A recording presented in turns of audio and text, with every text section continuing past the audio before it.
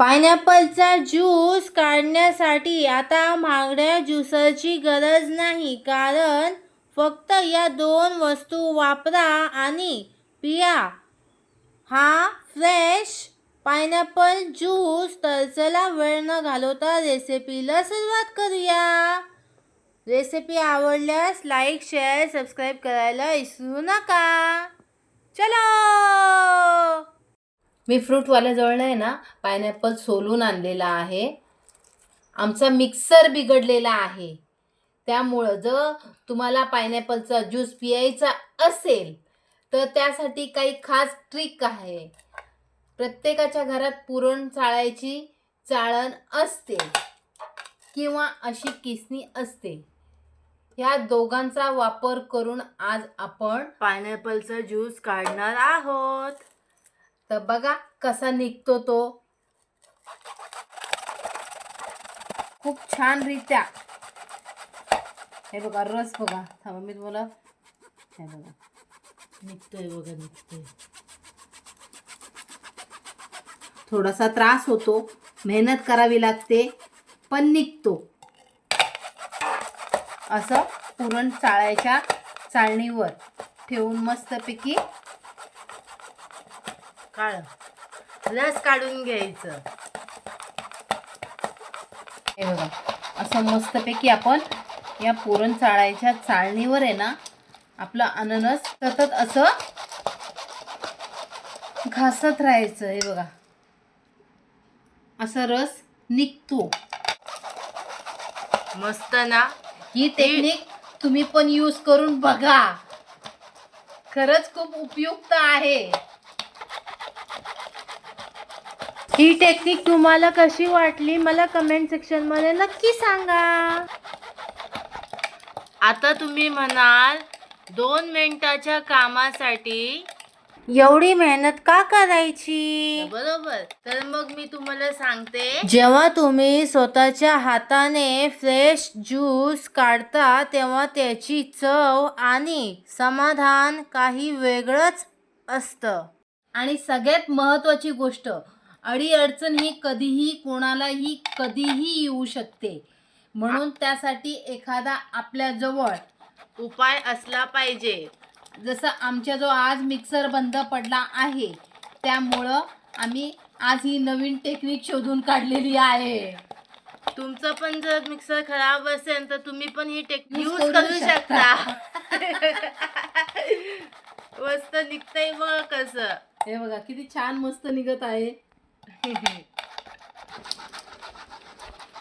आता मी तुम्हाला दुसरी टेक्निक दाखवते. जर तुम्हाला हे नसेल जमत तर एवढी मेहनत, अशी किसणी आपल्याजवळ असतेच, तर मग ह्या बारीक होलवाल्या हा जो पार्ट आहे ना किसणीचा, या किसणीने किसायचं. आता ह्यानी तुम्हाला किसून दाखवते मम्मी माझी. हे बघा कसं निघतंय पायनॅपलचा रस. तुम्ही बघू शकता, मी तुम्हाला जवळून दाखवते. हे बघा, वाव वाव. तुम्हाला जी सोयीस्कर वाटेल ना त्या पद्धतीने तुम्ही करा. आम्हाला पण जे सोयीस्कर वाटतंय तसंच आम्ही पण करतोय. तुम्हाला जर ती पहिली टेक्निक नसेल ना युजफुल वाटत तर तुम्ही ही टेक्निक नक्की वापरून बघा. तुम्हाला पण ही नक्की युजफुल होईल. तसं दोन्ही पण चांगलेच आहेत, पण एका ह्याच्यात मेहनत आहे आणि दुसऱ्या ह्याच्यात सोपी पद्धत आहे. झटकीपट. हा, झटकेपट पद्धत आहे. झटपट पटापट पायनॅपलचा ज्यूस निघाला पटापट. हे बघा, हे बघा कसा मस्त निघालेला आहे.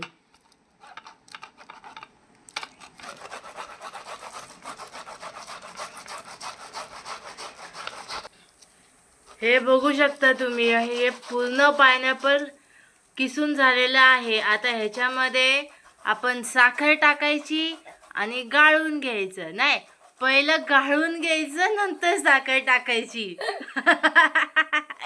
थोडी हसी मजाक पाहिजे ना, म्हणून जोक केला. मस्त युजफुल टेक्निक आहे मैत्रिणींनो, नक्की तुम्ही पण ट्राय करून बघू शकता. पूर्ण पायनॅपलचं हे झालेलं आहे. आता मम्मी आहे ना गाळून घेत आहे. हे बघा, हे बघा खाली ह्या किसनीने आहे ना फक्त पाणी रस येतो आणि ह्या किसनीने असा हा चोथा पण येतो. तुम्हाला जी योग्य वाटेल त्या पद्धतीने तुम्ही करू शकता.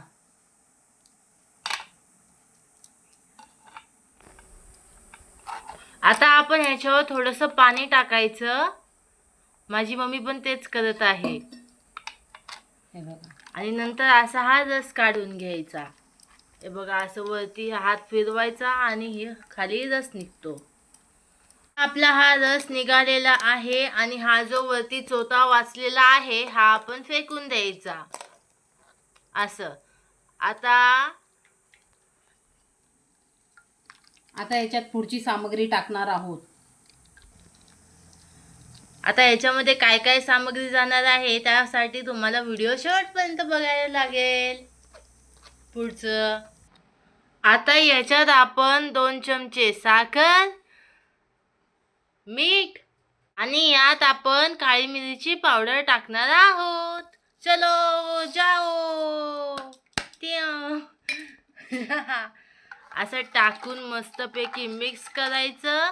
आम्ही हा पायनॅपलचा ज्यूस 2 माणसांसाठी बनवलोय म्हणून हे असं आहे. हे बघा, अशा प्रकारे आपला पायनॅपलचा ज्यूस बनवून तयार झालेला आहे. तुम्ही मस्त कडकडत्या उन्हात 2 खडे बर्फाचे टाकायचे आणि मस्तपैकी असा ग्लासात भरून घ्यायचा.